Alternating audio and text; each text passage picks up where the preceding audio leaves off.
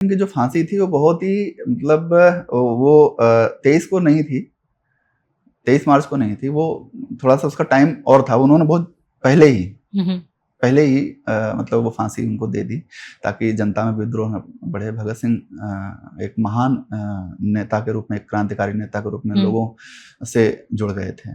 तो जो अंग्रेजी सरकार है वो इस बात से डर गई थी, अगर इसको हमने फांसी नहीं दिया तो दिक्कत हो सकती है। सर, सारा क्रेडिट घूम फिर के आजादी की अगर हम बात करते हैं तो आ जाता है कि अहिंसा के बल पे आजादी मिली थी। क्या सिर्फ नरम दल के बल पे आजादी मिल सकती थी, गरम दल? गांधी जी ने किसी को वो जो है एप्लीकेशन लिख करके थोड़ी दिया है कि भाई इतिहासकार तुम ये लिखो कि अहिंसा के बल पर आजादी मिली है।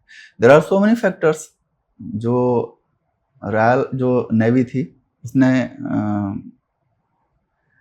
स्ट्राइक कर दी थी, हम नहीं लड़ेंगे।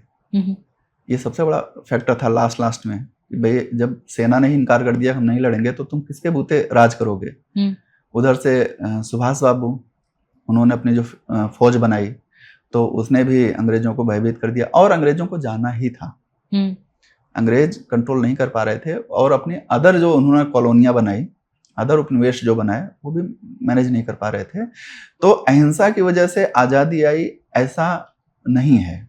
अहिंसा एक फैक्टर है लोगों के नैतिक साहस को ऊपर उठाने का।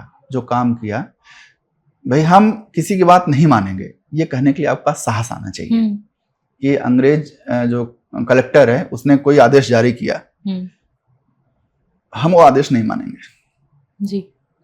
कैसे नहीं मानेंगे? वो कहेगा देखो ऐसा है, तुमको ये मिलेगा, नहीं हमको वो नहीं चाहिए। तो जो एक मानवीय मूल्य है ना, अपनी आत्मा की जो शक्ति है ना, उसको बढ़ाने का जो काम है वो अहिंसा के माध्यम से हो सकता है। ठीक है। तो गांधी जी ने उस पर जब काम किया तो एक तरीके से वो समाज का उत्थान था उसका।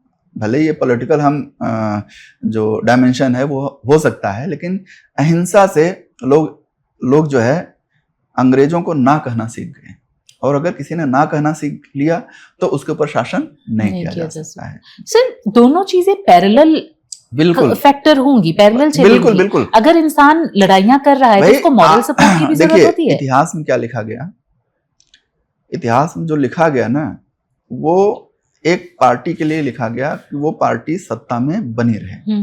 ठीक है, वो पार्टी सत्ता में बनी रहे। तो सत्ता में कैसे बनी रहेगी? गांधी के सहारे, गांधी के मुखौटे के सहारे। मैं फिर से पंडित जी का आपको उदाहरण दूंगा जी।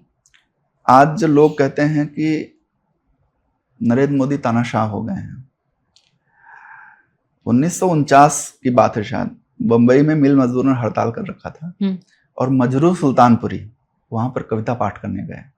मजरू सुल्तानपुरी को पंडित जी ने गिरफ्तार करवा दिया। पंडित जी को लोकतांत्रिक व्यवस्था का पुरोधा बताया जाता है कि भारत में लोकतांत्रिक व्यवस्था के ये बड़े पैरोकार थे।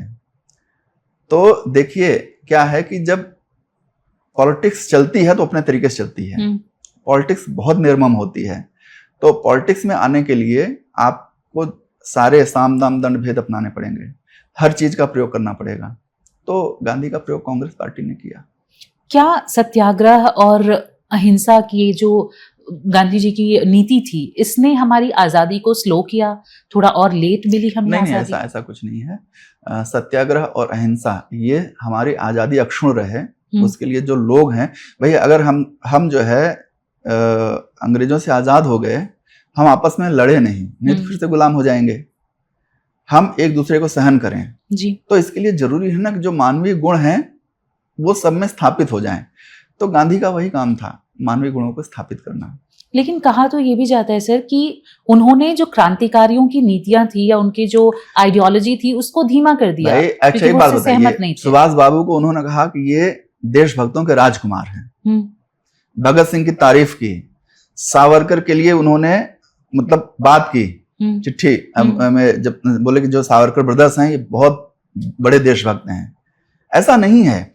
आपको दिखाया क्या जा रहा है, आप वो देखिए ना, आप दूसरा भी पहलू देखिए। घर का कोई बड़ा है, आपको उसने डांट दिया, इसका मतलब थोड़ी है कि आपका वो शत्रु है।